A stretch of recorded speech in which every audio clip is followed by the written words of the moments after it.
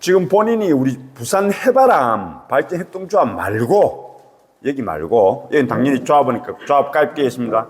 말고 협동조합에 가입되어 계시는 분. 그러니까 이미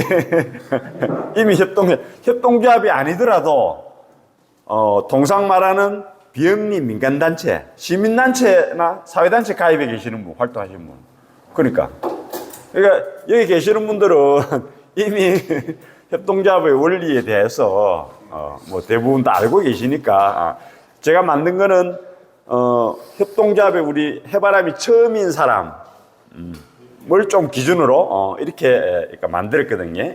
그래서 여기 계시는 분들은 오늘 이야기하는 게 복습 정도, 그 다음에 보면서 요거 우리 조직에서 우리 해바람 협동조합 앞으로 한번 이야기해봐야 되겠다. 요런 정도를 한번 짚는 정도로 자기 시간을 이용을 하시면 되겠습니다.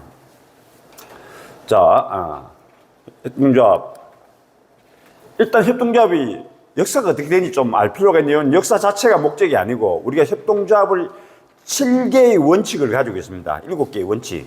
그 원칙이 어떻게 해서 그 원칙이 만들어졌는지를 이해하기 위한 역사입니다. 그렇게 이야기하시면, 물론 지금에 있어서 1995년도에 7개 원칙이 만들어졌거든요. 근데 그로부터 지금 몇 년 지나 30년이 지났습니다. 30년의 협동조합과 관련된 급변한 사항들을 고려한다면 이 7개 원칙도 수정되거나 보완되거나 또 혹은 다르게 해석돼야 될 여지도 여전히 있습니다. 그런 관점도 같이 두고 보면 되겠습니다. 일단 로치테일은 맨체스터가 그 산업혁명의 발상지이지 않습니까? 그 옆에서 28명이 그러니까 1파운드씩 해서 28파운드로 식료품 가게를 만든 것이 1844년. 지금부터 몇 년 전입니까? 160년? 맞죠? 160년 전. 160년. 우리 1844년 철종 시대일 겁니다. 철종. 우리 조선, 예. 그죠? 그런 정도니까 시기죠. 180년 죄송합니다. 180년이다. 그죠? 160년이고 180년. 그 정도 이제 시기인데, 이때가 우리가 다 알다시피 산업혁명이니까 시기인데, 그럼 1884년에 협동조합이 어느 날 갑자기 태어났을까요? 그건 아니겠죠. 그죠? 여러 협동조합과 유사한 조직들이 많이 있었습니다. 그 중에 성공했기 때문에 이게 모델이 된 거죠. 그죠? 성공이 됐기 때문에. 그래서 다 배웠죠. 아니, 우리도 비슷한 걸 했는데 도대체 여기는 로치테일은 어떻게 해서 성공했냐. 그 성공한 요인들이 나중에 뭡니까? 7개의 원칙의 중요한 몇 개가 줄기가 되는 거죠. 그럼 그 이전에 뭐가 있었냐. 요거로부터, 그러니까 1884년으로부터 한 150년 전부터, 그러니까 우리로 하면 뭐 향약, 뭐 개, 두레, 그러니까 어떤 용어의 개념으로 한다면 공제회. 이미 그러니까 영국은 왜냐 산업혁명 초기 단계부터 그러니까 공제회가 우선 우리가 뭐 다른 제도가 없었기 때문에 공제회가 상대적으로 많이 형성되고 있었죠. 그죠? 근데 공제회로서 해결되지 못하는 문제들이 생기니 크게 한 줄기는 그때도 노동조합도 합법 안 됐기 때문에 우선 우리가 제대로 그러니까 살기 위한 방식으로서 협동조합이 나오고 이어서 협동조합의 원리가 노동운동으로도 연결이 되죠. 그래서 상당 부분 협동조합이 성공했던 로치테일뿐만 아니라 다른 데도 활성화됐던 자양분은 공제회로부터 왔습니다. 그럼 공제회 전에 또 뭐가 있을까? 또 가볼 수 있겠죠. 그죠? 가볼 수 있습니다. 근데 이 협동조합은 공제회 어깨 위에서 많은 원리들을 차용해 왔다라고 이렇게 이해하시면 되겠습니다. 근데 이제 공제회는 사업을 하지 않죠. 그죠? 돈을 내서, 조합은 회원들이 돈을 내서 우리 스스로 우리가 필요한 부분을 해결하는 방식이었다면 이 협동조합은 그게 아니고, 뭡니까? 돈을 버는 일을 했던 거죠. 돈을 버는 일. 근데 돈을 버는 목적은, 그러니까 그야말로, 경영을 했던 거죠. 이제 그렇게 했던 이유는 그 의미에서는 우리가 먹고 사는 것을 해결하기 위한 경영이지 판매 자체가 목적은 아니었습니다. 그래서 소비자 형식으로 했고, 그래서 그 당시에는 우리가 알다시피 그 이야기를 많이 들었지 않습니까? 밀가루를 사면 거기에 모래가 섞여 있다든지, 설탕을 사면 반은 설탕이고 반은 설탕, 이렇게 그냥 판매하는 게 속이는 게 일반이었는데, 여기서 조합원들이 만든, 그러니까 요 식료품 가게는 그렇지 않고 속이지 않고 그대로 100% 우리가 말하는 부정식품이 아닌, 부정상품이 아닌 상태로 공정하게 판매를 했다는 거였고, 그 다음에 가장 혁신적이고 혁명적인 건 두 번째입니다. 조합원들이 이용을 하는 거에 맞춰서 나중에 수익이 남으면, 임금이 나면 그 자기가 얼마나 이용을 해. 빵을 100개 산 사람과 빵을 1년에 50개 그러니까 산 사람들은 그러니까 이용 배당을 할 때 그 차이를 뒀다는 거죠. 얼마나 이용을 많이 했냐에 따라 남는 수익을 배당했다. 일반적으로 그 당시에도 이미 주식회사라든지 그러니까 자본가들이 만든 회사는 당연히 얼마나 자본을 내었느냐의 기준으로 수익이 나면 그러니까 수익 배분을 했겠죠. 그죠? 배당을 했겠죠. 근데 이 방식을 도입했다는 것이 가장 획기적인 그러니까 방식을 그러니까 활용했다, 이렇게 볼 수 있겠습니다. 그 다음에 요 셋째도 중요한데, 예를 들어 협동조합 식품 가게를 하게 되면 상대적으로 비용도 조합원들이 이해하기 때문에 이 가게는 다른 옆에 그냥 개인이 하는 가게 빵이, 그러니까 거기에 100원을 판다면 여기는 70원, 80원밖에 안 들어갈 수 있거든, 원가가. 그러면 70원, 80원에 팔았느냐? 그렇지 않았다는 겁니다. 즉 시가, 그 주변의 가격을 대로 팔았다는, 그 이유는 우리만 그러니까 생존하고 그 동네, 그 마을에 있는 다른 가게가 망하지 않도록 하기 위해서 같이 생존하는 방식으로 시가로 판매했다는. 한마디로 그 과정에서 그 지역에 그러니까 이 협동조합의 가게는 신뢰를, 관계를 형성할 수 있는 그러니까 그런 그러니까 원칙들을, 방식을 도입을 했다는 겁니다. 그렇기 때문에 지역에 안착할 수 있었겠죠.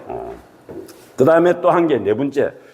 이 부분은 우리도 지금 또 협동조합도 잘 이용, 기준을 잘, 그러니까 실행 못 하는 경우도 있고, 아예 안 하는 경우도 있고, 혹은 예전과 비해서 교육이라는 게 정보가 많기 때문에, 그러니까 교육 중시하지 않을 수도 있는데, 수익의 이윤의 2.5%는 무조건 교육에, 교육기금을 해서 교육에 투자를 했다는 거죠.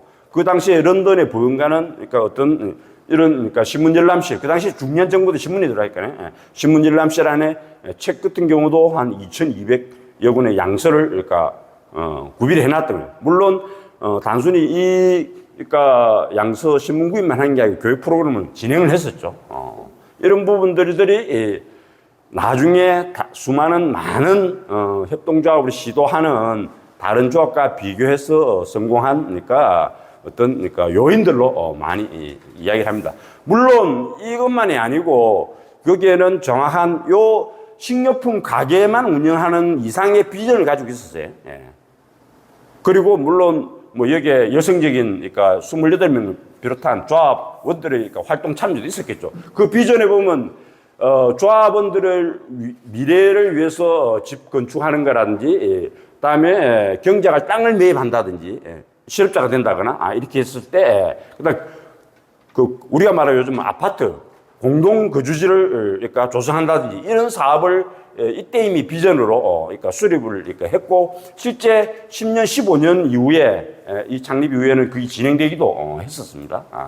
그래서 이런 부분들이 아마 다른 협동조합을 공개해서 발전하려는 것보다 더 그러니까 차이가 나는 성공을 할 수 있는 요인이 있지 않나, 그렇게 생각됩니다. 그래서 여기서 보면 예를 들어 두 번째라든지 네 번째 같은 경우는 지금 중요한 7대 원칙의 핵심이 되기도 하죠. 물론 당연히 그러니까 조합원들을 확대해 갔다는 것도 첫째 원칙에도 여기에서 로츠텔로부터 왔다, 이렇게 볼 수 있겠습니다. 그래서 가입의 자유, 누구든지 가입을 할 수 있도록 조합원으로 가입할 수 있도록 했고, 누구든지 다 가입하려면 어찌해야 되겠습니까? 출자 비용을 낮춰줘야 되겠죠. 예를 들어 출자하는데 3천만 원 내야 된다, 항구자. 이러면 누구든지 가입할 수 있겠습니까? 가입 안 되겠죠, 그죠? 그 성적인 거나 뭐 종교, 뭐 정치 이것도 전부 다, 이제 자유롭게 했다는 거. 그 다음에 주식회사와 달리 1인 1표를 했다는 거죠. 요즘 이거 아주 상식에 해당되는 거죠. 그 당시에 사업조직이 아닌, 여기는 협동조합은 사업조직이, 공제회는 사업조직이 아니죠. 그죠? 당연히 공제회도 1인 1표 그 당시 했겠죠. 그죠? 근데 사업조직은 1인 1표가 아니죠. 주식회사. 그 당시만 해도 주식회사라는 거는 경제를 발전시킨 새로운 어떤 조직의 방식이었지 않겠습니까? 그죠? 거기에 비해서 이제 이런 방식으로 출자 규모 관계없이, 그러니까 이걸 계속 이어갔다는 공제회로부터 내려온 원칙이라고 이해를 하시면 되겠습니다. 요 실정에 따른, 그러니까 배당 말씀드렸고, 또 그에 따른 출자금에 대한 배당은 이용실적 배당보다 그러니까 뒤로 우선순위에 뒤로 줬다는 거. 그 외에도 뭐 그 당시 현금 거래 외상 주로 많이 했기 때문에 그 당시 상황에서는 예를 들어 외상이 안 주고 현금 거래하면 사람들이 오겠나? 조합원들 버틸 수 있겠나? 뭐 이런 우려도 있었겠죠, 그죠? 그러고 난 뒤에 협동조합들이 발전하거나 혹은 변화한 몇 가지의 계기가 있습니다. 그 우리 대표적으로 많이 든게 몬드라곤이죠, 그죠?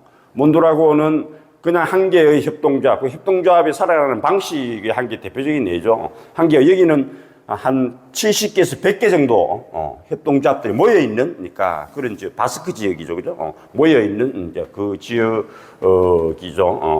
이런 규모로, 그러니까 각각 전부 다가 생산자, 노동조합들이 모여있고, 거기에 이것이 그러니까 잘 운영되도록 하기 위해 금융을 스스로 수익의 몇 프로씩 그러니까 모아서 은행, 인민금고를 하는 그러니까 금융협동조합을 그러니까 만들고, 또 교육을 전담하는 교육협동조합을 만들고, 이렇게 해서 그 생태계가 실제 생산협동조합이 운영될 수 있는 시스템으로 만들고, 여기가 스페인의 6위 혹은 7위, 지금 현재도 그렇습니다. 7만 명 정도가 아마 여기에 근무하고 있는 이 협동조합에 일하고 있는 분들이 그 정도이고, 매출로 봐서는 아까 7위 정도, 6위 정도 했는데, 한 17조에서 한 18조 연간, 이런 정도, 규모로 보면 되겠습니다. 그리고 이제 해고가 되면은, 혹은 그 협동조합이 망하게 되게 되면, 다른 협동조합으로, 그러니까 고용이 흡수되도록 했다는 거. 그 다음에, 협동조합에는 기본적으로 조합원의 이익을 우선을 하는 거 아닙니까? 그죠? 조합원의 공동의 이익을 위해서 한 건데, 이제 그 이후에 이탈리아에서 조합원의 이익이 아닌 우리 지역의 다른 문제들을 해결하기 위한 협동조합이 만들어지기 시작, 역사 발전 과정에. 그걸 이제 성젠마 사회적, 그걸 한 협동조합을 사회적 협동조합이라고 합니다. 근데 공익의 목적, 우리가 쉽게 말하면 사회적 가치나 공익을 목적으로 하는 협동조합, 우리 조합원의 이익이 아니고, 이익만이 아니고, 그런 협동조합이 만들어지기 시작합니다. 그 왜 만들어졌을까? 그런 문제가 생겼기 때문에 그 필요가 만들어졌겠죠, 그죠? 대표적인, 그러니까 성젠마, 여기는 전쟁과라든지, 그 다음 빈곤 아동들을, 그러니까 요즘 말하는 복지형 협동조합이라고 보면 됩니다. 아동들이, 그러니까 그러니까 뭐 생활방이라든지, 생활 활동 공간이라든지, 상담, 교육, 이런 걸 진행하는 협동조합입니다. 물론, 이런 조직들은 이 당시에도 이탈리아에도 많이 있었습니다. 많이 있었는데 협동조합 방식으로 이제 운영을 했다는 거고, 기존에 있는 협동조합을 도입을 했다고 볼 수 있겠죠. 그 다음에 또 한 개, 이제 대표적인 예를 드는 게 협동조합이 조합원의 이익, 공동의 이익, 혹은 사회의 공익, 이런 수준을 넘어서, 이런 범위를 넘어서 그 지역 전체의 경제를 그러니까 활성화시키는데, 재활성화시키는데 역할을 하는 대표적인 그런 케이스 방식이 캐나다 퀘벡 주를 예를 듭니다. 여기서 퀘벡에는 협동조합뿐만 아니라 노동조합, 시민단체, 정당, 그 다음에 정부들 같이, 그러니까 캐나다 퀘벡주 경제를 어떻게 살릴 것인가에 관한 이제 대책기구를 그러니까 만들고, 그 대책 기구가 이름이 상띠에라는 곳입니다. 그 상띠에라는 곳에서 거기서 그렇다면 이 지역의 지금 불황 속에 실업자들, 실직자들이 그러니까 그러니까 극복해서 어떤 대안을 만들 것인가, 일자리를 만들어야 된다. 일자리 어떤 일자리냐? 그게 협동조합이라는 거죠. 이게 사회적 기업이라는 거죠. 그럼 그걸 만들려고 하면은 교육도 시키고 협동조합 사회적 기업을 만들려면 창업 비용이 있어야 되는 거예요. 그 창업 비용이 기존에 있던 협동조합인 신협에서 나왔다는 거죠. 또 노동조합 같은 경우는 그러니까 노동조합의 자체에서 이런 그러니까 창업이나 그러니까 경제를 살리는 기금을 또 내고 거기에 맞춰서 그러니까 시의 예산도 내고 이렇게 됐다는 거죠. 그래서 여기서 기존의 협동조합의 퀘벡 지역의 협동조합이 활성화되어 있던 그 협동조합의 기반과 그 다음에 그 중에 신협이라는 자금과 이런 것들이 퀘벡 전체 주에서 경제를 재활성화하는데 이제 기초 역할을 하게 됐고 그 방식 그 자체를 우리가 말한 연대 협동조합이라고 기존의 협동조합 방식과는 달리 사회적 경제 방식으로 문제를 그러니까 풀었다는 거죠. 그래서 어떤 사회적 경제 영역을 새롭게 큰 지역 단위에 창출하는 어떤 기반 역할을 한 것이 그러니까 협동조합이었다라고 이해를 하시면 되겠습니다.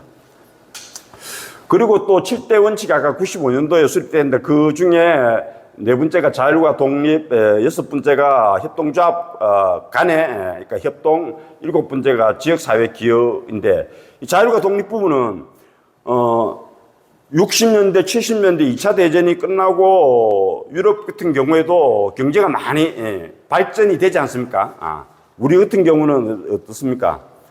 뭐 5.16 쿠데타 이후에 경제개발 계획 그 시기죠, 그죠? 그렇게 하려 하면 경제 개발을 하게 되면 유럽 같은 경우는 각종 복지 제도들이 생기죠. 복지 제도들이 생기고 경제가 활성화되면서 대기업들이 중심으로 그러니까 경제 발전이 되기도 하고 이제 그러한 상황에서 협동조합들이나 혹은 그 정부의 입장에서는 기존에 있는 협동조합을 활용을 하기 시작했고 대기업이나 기업 같은 경우도 자회사의 방식이나 혹은 협동조합 방식으로 기업을 운영하기로 하기도 했던 거죠. 그러면서 상대적으로 협동조합의 자율성들이 정부에 의해서나 혹은 대자본에 의해서 훼손되기 시작했고 정체성이 바뀌기 시작했던 거죠. 그 과정을 거치면서 특정 정부 혹은 그러니까 기업에 활용되는 방식으로부터 자율과 독립성을 가진 그런 협동조합이 유지되어야 된다는 게 그 이후의 경험을 거치면서 7, 80년대, 60년대, 70년대 경험을 거치면서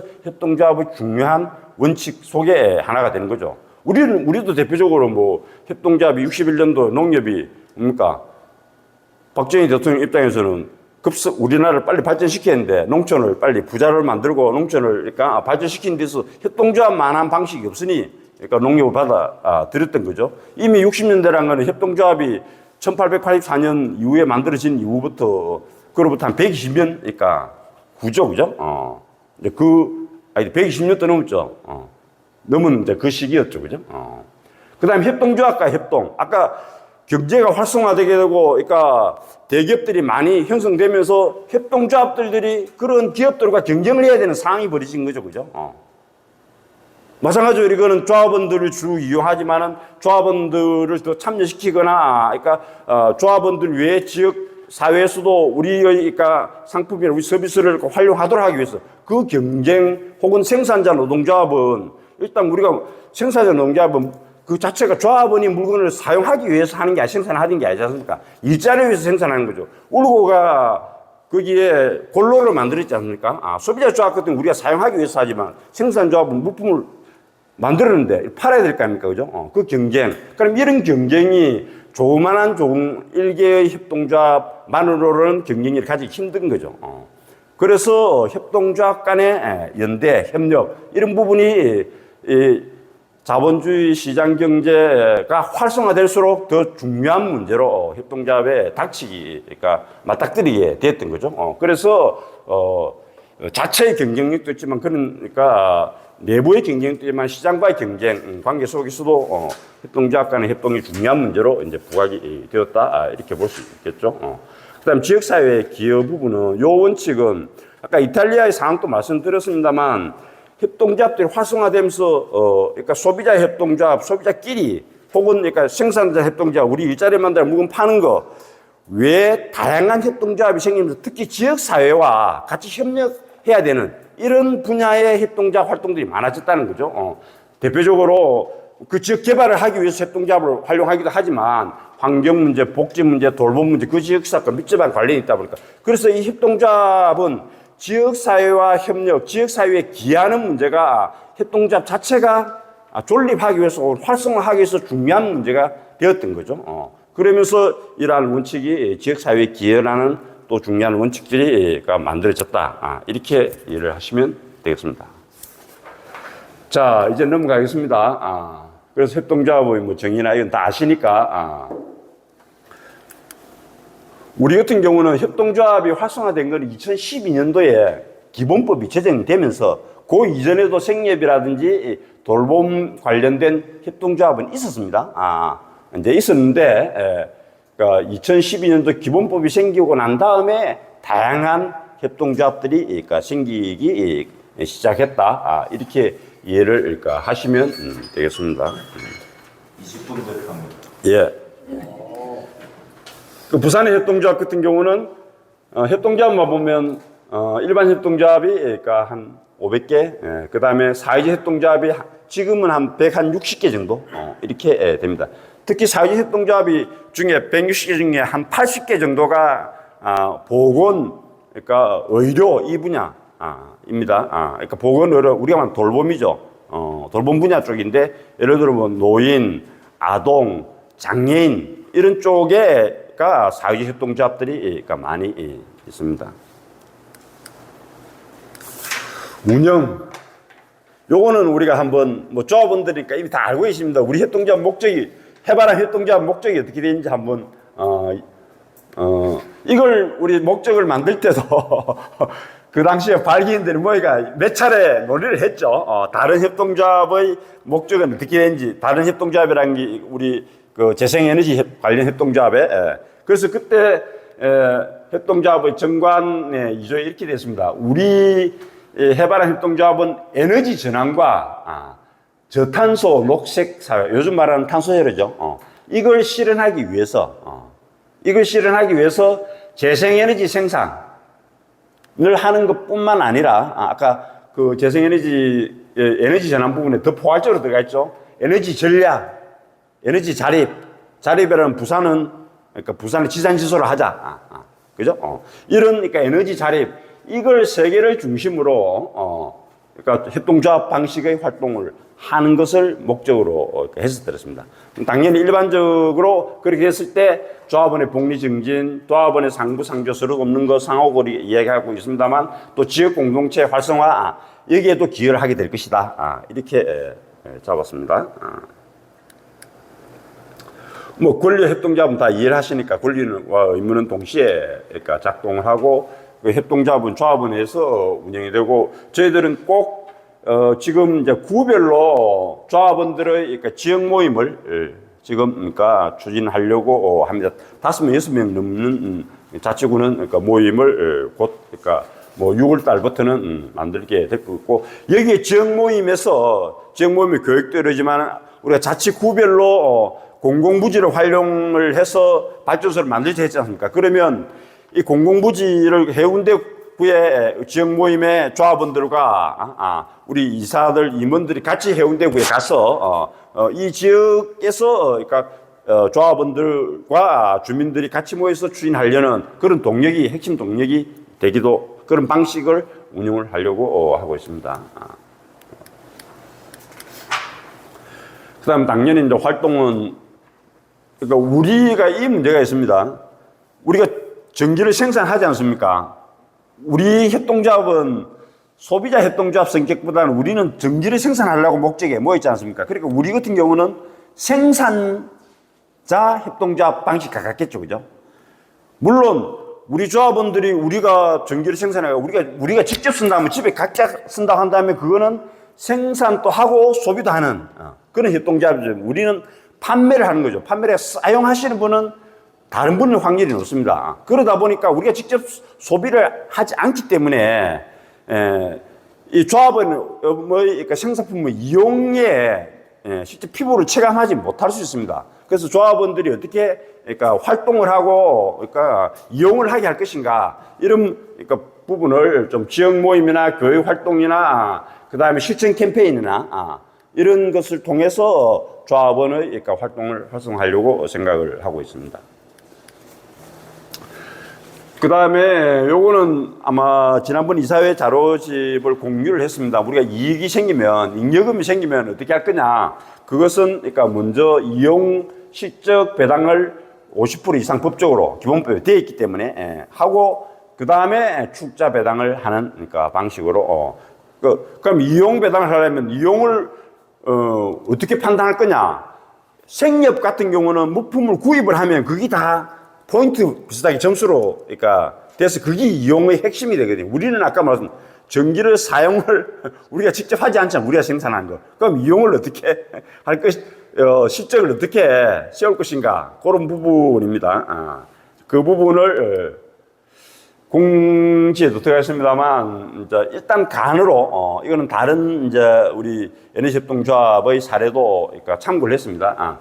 뭐 조합원 가입 활동이라든지 항목은 회의에 참석을 한다든지 그 다음에 조합원 활동 그자면 활동에 참여를 한다든지 우리가 제일 중요한 태양광 설치죠, 그죠? 태양광 설치하는데 결정적으로 기여를 한다든지 이런 경우를 그러니까 이용 활동 실적의 항목을 하자. 이렇게 해서 조합원 신규 가입하면 100점. 이 중에 점수 제일 높습니다. 한 명 가입하게 되면 100점. 그 다음에 오를 하는 것이 신규 조합원 교육이죠. 신규 조합원 교육은 신규 교육은 한 번밖에 없는 거죠. 조합원 가입. 이런 경우에 50점. 그 다음에 캠페인이나 행사. 우리가 앞으로 행사했을 때마다 우리도 부스를 설치해서 그러니까 재생에너지 홍보도 하지만 조합원 가입도 홍보도 하고 이렇게 할 겁니다. 이런 경우에 뭐 30점. 그 다음에 지역 모임 이런 데 참여한다 그러면 20점. 이런 식으로 이제 그것을 이용 기준으로 해서 만약에 100만 원이 수익이 생겼다면 그 중에 51만 원을 이 실적 기준으로 해서 50만 원을 비율을 나눠서 배당을 하겠다. 이 취지입니다.